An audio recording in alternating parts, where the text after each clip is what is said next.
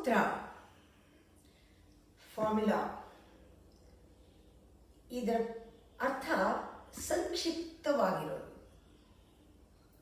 ಸಂಕ್ಷಿಪ್ತವಾಗಿದೆ, ಘನೀಭೂತವಾಗಿದೆ, ಸಾರಭೂತವಾಗಿದೆ, ಅಡಗಿದೆ ಅರ್ಥ, ಅಂತರಾರ್ಥ ಅಡಗಿದೆ. ಇದನ್ನ ಬೀಜದ ಹಾಗಿದೆ ಅಂತ ಹೇಳ್ತೀವಿ. ಬೀಜ ಅದರಲ್ಲಿ ಒಂದು ಮಹಾವೃಕ್ಷವೇ ಅಡಗಿದೆ, ಕಣ್ಣು ಕಾಣ್ತಾ ಇಲ್ಲ. ಆ ಬೀಜವನ್ನು ಸರಿಯಾಗಿ ಉತ್ತಿ ಬಿತ್ತಿ ಮಾಡಿ ಒಂದು ಮರ ಆದರೆ ಲಕ್ಷ ಬೀಜಗಳು ಉತ್ಪತ್ತಿಯಾಗುತ್ತೆ. ಅದರಲ್ಲಿ ಯಾವ ಕೋಟಿ ವಜ್ರಕ್ಕೂ ಒಂದು ಬೀಜ ಸಮಾನ ಇಲ್ಲ. ಯಾಕೆಂದ್ರೆ ವಜ್ರ ಮೊಳಕೆ ಹೊಡೆಯಲ್ಲ, ಬೀಜ ಮೊಳಕೆ ಹೊಡೆಯುತ್ತೆ. ಸೂತ್ರ ಹಾಗೆ, ಬೀಜದ ಹಾಗೆ. ಸುಮ್ಮನೆ ಓದಿದ್ರೆ ಪ್ರಯೋಜನ ಇಲ್ಲ.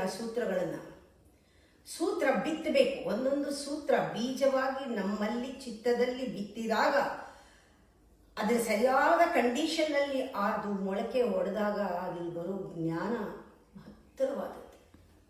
ಎಲ್ಲದರ ಸಾರವೂ ಅದರೊಳಗಿದೆ. ಬೀಜ ನೋಡೋದಕ್ಕೆ ಕುರೂಪ, ಆದರೆ ಅದರಲ್ಲಿ ಬ್ರಹ್ಮಾಂಡವೇ ಇದೆ. ಬೀಜದಲ್ಲಿ ನೋಡಕ್ಕಾಗಿದ್ರೂ ಚಿಕ್ಕದಾಗಿದ್ರೂ ಕೂಡ ಅದರಲ್ಲಿ ವಿರಾಟ್ ವೃಕ್ಷ ಇದೆ. ಆ ಬೀಜದಲ್ಲಿ ಅದನ್ನು ಮರಿಬಾರ್ದು ನಾವು. ಹಾಗೆ ಸೂತ್ರವೂ ಕೂಡ. ಇವತ್ತು ಒಂದು ಸೂತ್ರವನ್ನು ಸುಮ್ಮನೆ ತೆಗೆದುಕೊಂಡೋಣ ಎಷ್ಟು ಆಳ ಇದೆ ಅಂತ. ಎನಿ ಸೂತ್ರ. ನಾನಿವತ್ತು ಶಿವಸೂತ್ರವನ್ನು ಆರಿಸ್ಕೊಂಡಿದ್ದೀನಿ. ಶಿವಸೂತ್ರ ಒಂದೇ 4 ಅಕ್ಷರವನ್ನು, ಚೈತನ್ಯ ಮಹಾತ್ಮ. ಆ ಶಿವಸೂತ್ರ ಇದು ಬರೀ ಪದಗಳಲ್ಲಿ ಅರ್ಥ ಮಾಡಿದ್ರೆ ಪ್ರಯೋಜನ ಇಲ್ಲ.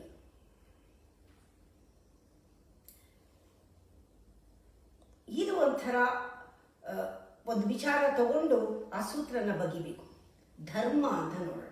ಶಿವಸೂತ್ರದಲ್ಲಿ ಧರ್ಮ ಅಂತ ತಗೊಂಡಾಗ ಸೂತ್ರವೇ ಕ್ರಾಂತಿಕಾರಿ. ಧರ್ಮವು ಕ್ರಾಂತಿಕಾರಿಯಾಗಿ ನಮಗೆ ಕಾಣಿಸುತ್ತೆ.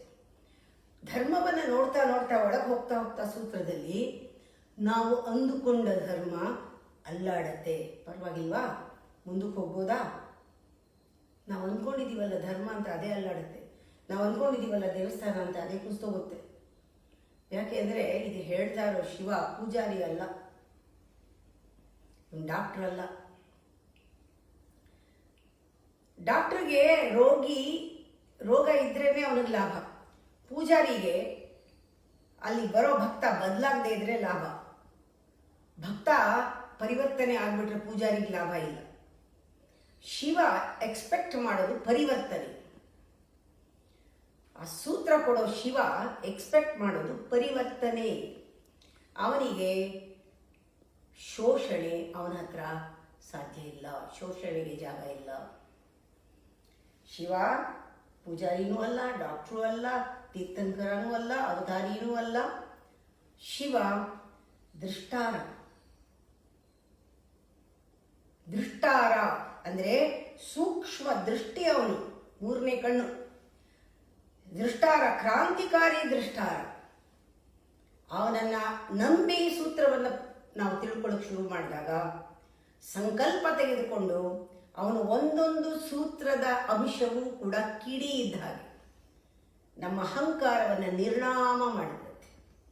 ನಿಶೇಷ ನಿರ್ನಾಮ ನಮ್ಮ ಅಹಂಕಾರ. ನಾವು ರೆಡಿ ಇರಬೇಕು, ಸಂಕಲ್ಪ ತಗೋಬೇಕು, ಸಿದ್ಧವಾಗಬೇಕು, ಶರಣಾಗಬೇಕು. ಸಂಕಲ್ಪ ತಗೊಂಡು ನಾನು ಅನ್ನೋದು ಅಹಂಕಾರ ಏನಿದೆ ಸಂಪೂರ್ಣವಾಗಿ ಅದರ ನಾಶ. ಅಂದರೆ ನಾನು ಸಂಪೂರ್ಣ ಅಲ್ಲಿ ಇಲ್ಲ, ನಿರ್ನಾಮ. ನಾನು ಅನ್ನೋದು ಇಲ್ಲ, ಎಲ್ಲವೂ ಪೂರ್ತಿ ನಿರ್ನಾಮ. ಅಂದರೆ ಸುಟ್ಟು ಬೂದಿಯಾಗೋದು ಅಂತಾರೆ ನಿರ್ನಾಮ. ಅಹಂಕಾರ ಸುಟ್ಟು ಬೂದಿಯಾಗುತ್ತೆ. ಬೂದಿಯಿಂದ ಒಂದು ಚೈತನ್ಯ ಹುಟ್ಟತ್ತೆ. ನನ್ನನ್ನು ನಾನು ಸಂಪೂರ್ಣ ಅಳಿಸಿಕೊಂಡಾಗ, ನಾನಿಲ್ಲವಾದಾಗ ಆ ಬೂದಿಯಿಂದ ಹುಟ್ಟುವ ಒಂದು ಚೈತನ್ಯ ಏನಿದೆ, ಹೊಸತನ, ಹೊಸದು ಹುಟ್ಟತ್ತೆ. ಈ ಒಂದು ಸೂತ್ರ ಹೊಸದನ್ನ ನಮ್ಮಲ್ಲಿ ಹೊಸದನ್ನ ಜಾಗೃತಿಗೊಳಿಸುತ್ತೆ. ಅದು ಚೈತನ್ಯ. ಆ ಬರೀ ಬೂದಿ ಹೋಗಿ ವಿಭೂದಿ ಆಗುತ್ತೆ. ಆ ಚೈತನ್ಯ, ಅಹಂಕಾರ ಇಲ್ಲದೆ ನಾವು ಧರಿಸಿರುವಂತಹ ಶಿವ ಸಂಕೇತವಾದ ಒಂದು ವಿಭೂದಿ ಏನಿದೆ ಅದು ವಿಜೃಂಭಿಸಬೇಕು. ನಿಮ್ಮಲ್ಲಿ ಅಹಂಕಾರ ಇಲ್ಲದ ಸೌಮ್ಯ ಸ್ವಭಾವವನ್ನು ತೋರಿಸ್ಬೇಕೇ ಹೊರತು ಅದು ಹಾಕೊಂಡು ಮೆರೆಯುವಂತಹ ಲಾಂಛನ ಅಲ್ಲ. ವಿಭೂದಿ ಹಾಕೊಂಡ್ರೆ ಒಂದು ಕಳೆ ಬರಬೇಕು. ವಿಭೂದಿ ಹಾಕೊಂಡ್ರೆ ಮುಗ್ಧತೆ ಕಾಣಿಸ್ಬೇಕು, ಅಲ್ಲಿ ಒಂದು ವರ್ಚಸ್ಸು ಕಾಣಬೇಕು, ಶಿವನ ಸ್ವರೂಪ, ಶಾಂತ ಸ್ವರೂಪ ಕಾಣಬೇಕು ಆ ವಿಭೂದಿ ಇರೋ ಮುಖದಲ್ಲಿ. ಆ ರೀತಿ ಆ ಚೈತನ್ಯ ಅನ್ನೋದು ಬರುತ್ತೆ. ಅಂದರೆ ಚೈತನ್ಯ ನನ್ನ ಸ್ವರೂಪ, ನಾನು ಚೈತನ್ಯ ಸ್ವರೂಪ ಅಥವಾ ಆತ್ಮ ಚೈತನ್ಯ. ಅದೇ ಚೈತನ್ಯಮಾತ್ಮ. ಯಾಕೆ ನಮಗೆ ಚೈತನ್ಯ ಅಥವಾ ಆತ್ಮ ಅನ್ನೋ ಕುರುಹೇ ಗೊತ್ತಿಲ್ಲ? ಆ ಕುರುಹೇ ಮರ್ತೋಗ್ಬಿಟ್ಟಿದ್ದೀವಿ. ಯಾತಕ್ಕೆ ನಮಗೆ ಮರ್ತೋಗಿದೆ? ಅದು ನಾನು ಚೈತನ್ಯ ಅನ್ನೋದೇ ಮರ್ತೋಗಿದೆ. ನಮಗೆ ನನ್ನದು, ನನ್ನ ಮಿತ್ರ, ನನ್ನ ಹಿತೈಷಿಗಳು, ನನ್ನ ಫ್ಯಾಮಿಲಿ, ನನ್ನ ಕುಟುಂಬ, ನನಗೆ ಬೇಕಾದವರು, ನನ್ನ ಮನೆ, ನನ್ನ ಮಠ, ನನ್ನದಿದು, ನನ್ನದು ಅಂತ ಬರುತ್ತಲ್ಲ, ನಂದಿದು, ನನ್ನದು, ನನ್ನ ಹಣ, ನನ್ನ ಆಸ್ತಿ, ನನ್ನ ಮನೆ, ನನ್ನ ಪ್ರೌಢ, ನನ್ನ ವೈಭವ, ಎಲ್ಲ ನನ್ನ ಇದು ಎಷ್ಟು ನಮಗೆ ಮೋಸ ಮಾಡ್ತಾ ಇದೆ. ನಮ್ಮನ್ನು ನಾನು ಚೈತನ್ಯ ಆತ್ಮ ಅನ್ನೋದು ಮರೆಸ್ಬಿಟ್ಟಿದೆ. ಎಷ್ಟು ವಂಚನೆ ಆಗ್ತಾ ಇದೆ. ಇವೆಲ್ಲವೂ ಕೂಡ ಮೃತ್ಯು ಬಂದು ಒಂದೇ ಒಂದು ಘಳಿಗೆನಲ್ಲಿ ಇದನ್ನೆಲ್ಲನೂ ಕಿತ್ಕೊಂಡು ಹೋಗಬಹುದು. ಆದರೆ ನಾನು ಇದನ್ನು ನಂಬಿದ್ದೀನಿ. ನಾನು ಚೈತನ್ಯ ಅನ್ನೋದು ನಂಬಿಲ್ಲ. ನಾನು ಚೈತನ್ಯ, ನಾನು ಏಕಾಕಿ, ನಾನು ಇದ್ಯಾವುದೂ ನಂದಲ್ಲ, ಇದ್ಯಾವುದೂ ನಂದಲ್ಲ, ಇದ್ಯಾವುದೂ ನಂದಲ್ಲ, ಇದೇನೂ ನಾನಲ್ಲ. ಆದರೆ ಸಮಾಜ ಏನು ಹೇಳುತ್ತೆ? ಇದೇನು ಕಾಣಿಸುತ್ತೆ? ಪ್ರಾರಂಭದಲ್ಲಿ ಇದು ಸ್ವಾರ್ಥ ಅನಿಸುತ್ತೆ. ಸಮಾಜ ಯಾವ ಆಧಾರದ ಮೇಲಿದೆ? ನನ್ನ ಭಾಷೆ, ನನ್ನ ದೇಶ, ನನ್ನವರು, ಎಲ್ಲ ನನ್ನವರು ಅಂತ ಹೇಳಿದಾಗ ಇದು ನಿಸ್ವಾರ್ಥ ಅನಿಸುತ್ತೆ. ಇದ್ಯಾವುದು ಬೇಡ, ಇದ್ಯಾವುದು ಇಲ್ಲ, ನಾನೇ. ಆತ್ಮವನ್ನು ತುಂಬತ್ತೆ ಹೊರತು ಆತ್ಮಕ್ಕೆ ಸ್ನೇಹ, ಆತ್ಮಕ್ಕೆ ಆತ್ಮ ಒಂದೇ ಸ್ನೇಹ, ಆತ್ಮನೇ ಸ್ನೇಹಿತ ಆತ್ಮಕ್ಕೆ ಅಷ್ಟೇ, ಇನ್ಯಾರಿಲ್ಲ.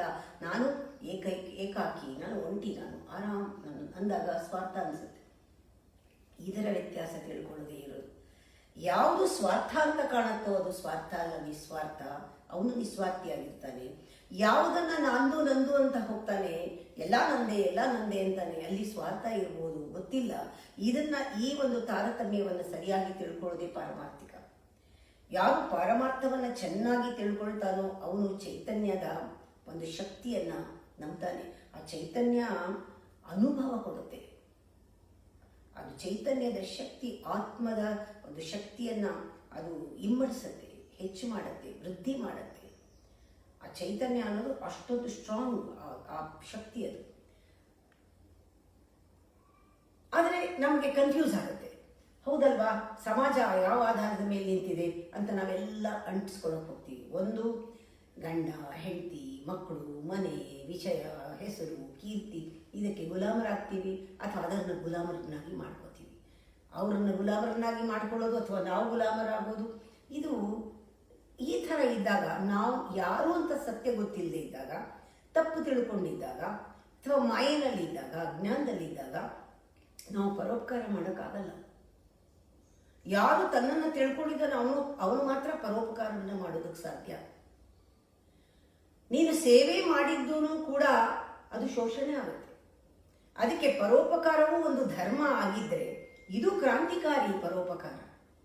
ಇಲ್ಲದೆ ಇದ್ರೆ ನಾವು ಯಾವ ಭಾಷೆಯಲ್ಲಿ ಮಾತಾಡ್ತೀವಿ ಅಂದರೆ, ಇದಕ್ಕೆ ಒಂದು ಉದಾಹರಣೆ ಕೊಡ್ತಾರೆ DVG ಅವರು. ಆ ಥರ ನನ್ನ ಅತ್ತೆಯನ್ನ ನಾನು ನಿನ್ನ ಅತ್ತೆಗಿಂತ ಚೆನ್ನಾಗಿ ನೋಡ್ಕೊಳ್ತೀನಿ, ಪರೋಪಕಾರ ಥರ ಕಾಣುತ್ತೆ.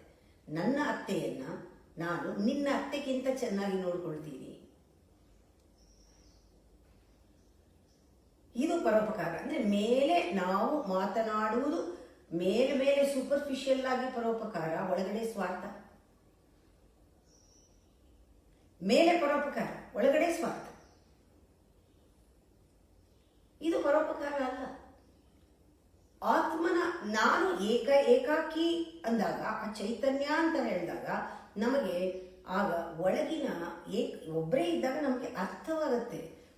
ನಮಗೆ ನಮ್ಮ ಧ್ವನಿ ಕೇಳಿಸತ್ತೆ. ಪ್ರಾರಂಭದಲ್ಲಿ ಒಬ್ಬರೇ ಇರೋದು ಅಂದಾಗ ಕಷ್ಟ. ನಾವು ಯಾವಾಗ ಅರಿತಾ ಹೋಗ್ತೀವಿ, ತಿಳ್ಕೊಳ್ತಾ ಹೋಗ್ತೀವಿ. ಯಾಕೆಂದರೆ ಇದು ಸೂತ್ರ, ಇದು ಥಿಯರಿ ಅಲ್ಲ, ಗ್ರಾವಿಟೇಷನಲ್ ಫುಲ್ ಅರ್ಥ ಮಾಡ್ಕೊಳ್ಳೋ ಥಿಯರಿ ಅಲ್ಲ, ಅಥವಾ ಈ ಸಿದ್ಧಾಂತ ಬರೀ ಅರ್ಥ ಮಾಡ್ಕೊಳ್ಳೋದಲ್ಲ. ಇದು ಅನುಭವಕ್ಕೆ ಬರೋದು. ಅನುಭವಕ್ಕೆ ಬಂದಾಗ ಪ್ರಾರಂಭದಲ್ಲಿ ಏಕಾಕಿ ಅನ್ನೋದು ಕಷ್ಟ. ಆಮೇಲೆ ನಮ್ಮ ಧ್ವನಿಯನ್ನು ನಾವು ಕೇಳ್ಕೊಳ್ಳೋ ಶುರು ಮಾಡಿದ ಮೇಲೆ ನಮಗೆ ಪರಮಾರ್ಥ ಏನು ನಿಜವಾಗಲು ಅಂತ ನಮಗೆ ತಿಳಿತಾ ಬರುತ್ತೆ, ಅನುಭವಕ್ಕೆ ಬರ್ತಾ ಬರುತ್ತೆ. ಇಲ್ಲದೆ ಇದ್ರೆ ನಾವು ಎಲ್ಲದರಲ್ಲೂ ಅಂಟ್ಕೊಳ್ತೀವಿ. ಇವಾಗ ಉದಾಹರಣೆಗೆ, ನಮ್ಮ ಮನಸ್ಸಿನಲ್ಲಿ ನಾವು ಯಾವಾಗ ನನ್ನದು ಎಲ್ಲ ನನ್ನದು ಅಂದಾಗ ಪ್ರಾರಂಭದಲ್ಲಿ ಅನ್ಸುತ್ತೆ ಎಲ್ಲ ನನ್ನದು, ಎಲ್ಲ ನನ್ನವರು, ಸರಿ. ಆದರೆ ಇದು ಸ್ವಾರ್ಥದ ಆಧಾರ ಅಂತ ಹೇಳ್ತಾ ಇದ್ದೀನಿ.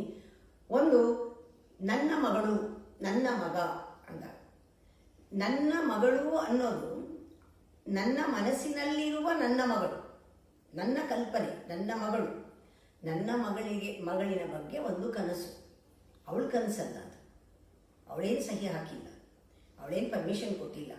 ನಮ್ಮ ಮನಸ್ಸಿನಲ್ಲಿ ನನ್ನವರು ಅಂದ್ಕೊಂಡಾಗ ಅವ್ರ ಬಗ್ಗೆ ಒಂದು ಕನಸು ಹುಟ್ಟುತ್ತೆ. ನನ್ನ ಮಗಳು, ನನ್ನ ಗುರು, ನನ್ನ ಹೆಂಡತಿ, ನನ್ನ ಗಂಡ, ನನ್ನ ಮಗ, ಈ ಕನಸೆಲ್ಲ ನಮ್ಮಲ್ಲಿ ಹುಟ್ಟುತ್ತೆ ನನ್ನವರು ಅಂದಾಗ. ಅವರು ಸಿಗ್ನೇಚರ್ ಹಾಕಿರಲ್ಲ, ಅವ್ರ ಪರ್ಮಿಷನ್ ಇಲ್ಲ, ನಾವೇ ಮಾಡಿಕೊಂಡ್ರು ಕನಸು. ಸಂಸಾರ ಅಂದ್ರೆ ಏನೀಗ? ಸಂಸಾರ ಅಂದರೆ ನಾವು ನಮ್ಮ ಕನಸಿನ ದೋಣಿಯನ್ನ ಬೇರೆಯವ್ರನ್ನ ನೆಚ್ಚಿ ತೇಲಿ ಬಿಡುವುದು ಅಂತ.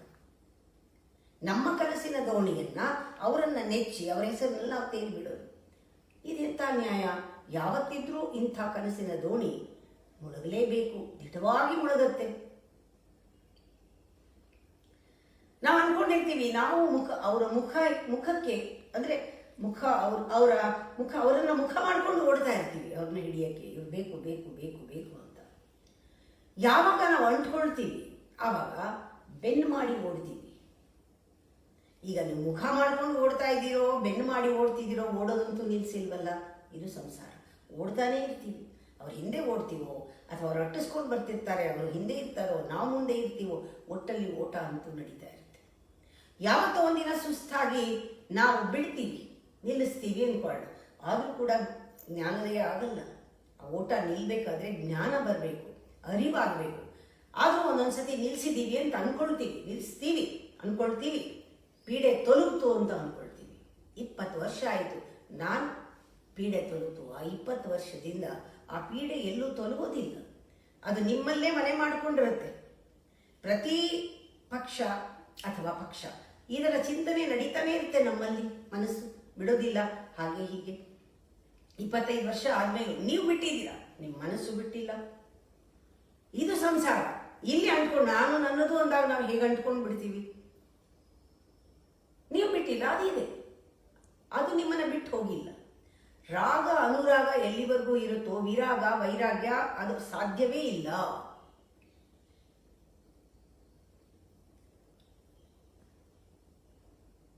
ಅದು ಪರೋಪಕಾರ. ಆ ಸ್ಥಿತಿಯಿಂದ ಸಾಧ್ಯ ಇಲ್ಲ ಮಾಡೋಕ್ಕೆ. ನಮಗೆ ನಾವ್ಯಾರು ಅಂತ ತಿಳ್ಕೊಳ್ಬೇಕಲ್ಲ, ಅದೇ ಇರೋದು. ಅದರಿಂದ ನಮ್ಮ ಈ ಸೂತ್ರ ಏನಿದೆ, ಪರೋಪಕಾರಿ ಸೂತ್ರವೂ ಒಂದು ಕ್ರಾಂತಿಕಾರಿಯಾಗಿದೆ.